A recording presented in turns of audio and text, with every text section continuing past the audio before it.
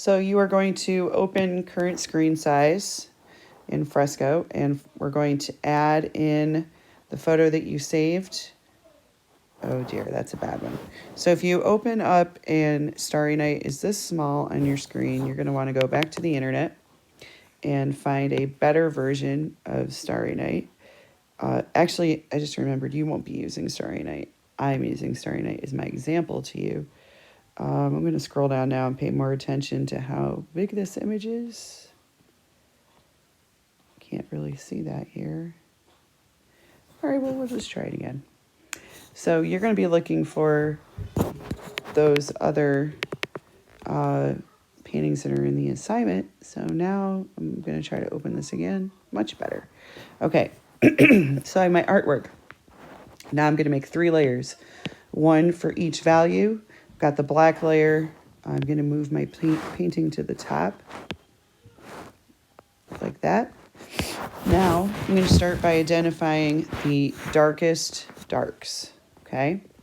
So, oh, actually, I think I started with it down underneath. Okay, so the darkest darks. So obviously the cypress tree. Can't see my painting. I'm wondering why. Oh, 4. That's the problem. Let's get that up.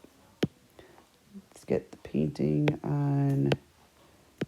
There we go. Now, okay, much better. So I don't want to cover the entire tree, just parts of it like he did. Darkest darks. There's also some dark streaks here and there. Because like we talked about last time, he's into mark making and lines, so most of it is not going to be the darkest dark. Okay, something kind of more like this. Okay, through here perhaps. Then I'm going to go to my whitest whites. Put those on. All right, a lot more of these by comparison, which is going to be one of the easy, interesting things when you start to see the balance that happens in particular artworks one from another. The 3 that you're doing are really quite different.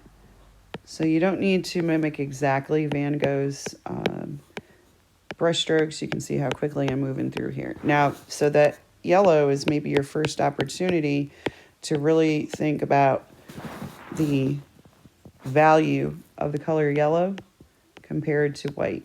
So value, how light or dark it is.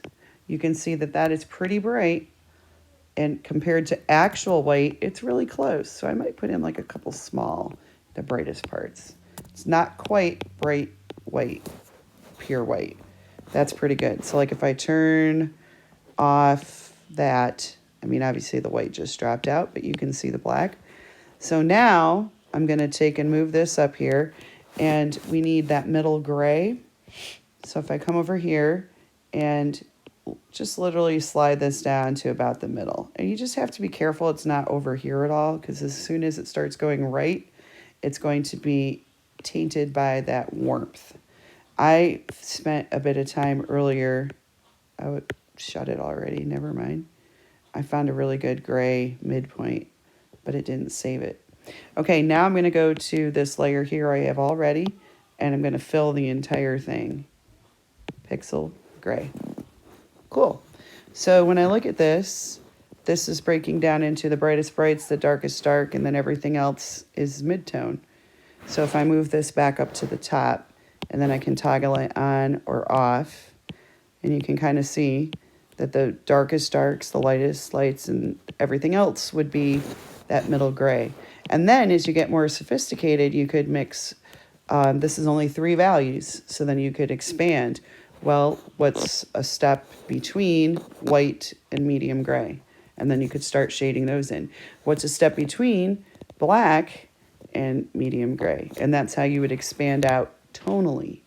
Okay, so this is how you go through creating your 3 value breakdown.